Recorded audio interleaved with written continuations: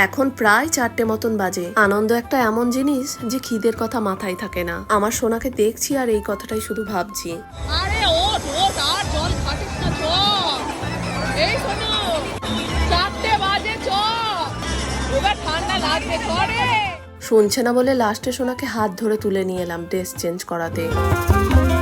সত্যি রাইডগুলোতে চেপে যা না মজা আছে, তার থেকে আমার তো ওয়াটার পার্কেই বেশি মজা লাগলো।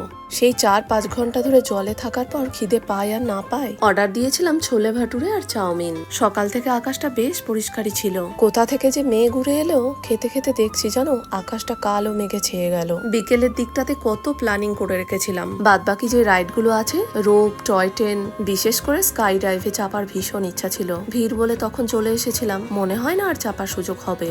সেই কখন থেকে বৃষ্টি শুরু হয়েছে জানো, থামার নামই নেই।